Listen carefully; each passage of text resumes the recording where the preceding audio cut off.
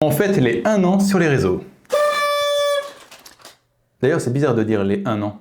Le pluriel commence à 2.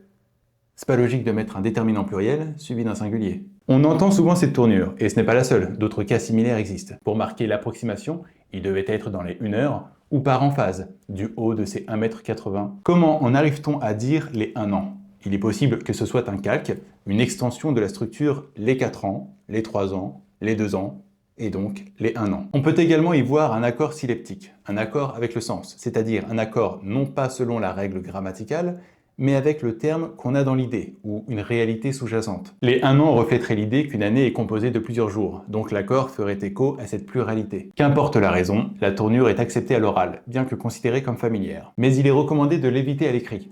On trouvera d'autres formules plus appropriées. Fêter la première année, le premier anniversaire. Donc, on fête la première année sur les réseaux.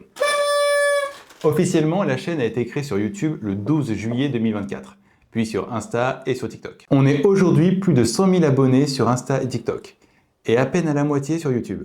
C'est dommage, d'autant que j'ai des projets. Le plus simple serait que je fasse une vidéo spécifique pour vous parler de tout ça, et pour répondre à toutes vos questions. Une FAQ. Voilà, une FAQ. Donc je ferai une FAQ quand j'atteindrai les 100 000 abonnés sur YouTube, histoire que ce seuil soit franchi sur tous les réseaux.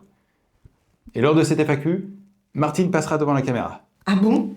C'est eux qui réclament. Moi, je m'en fiche, je vous vois.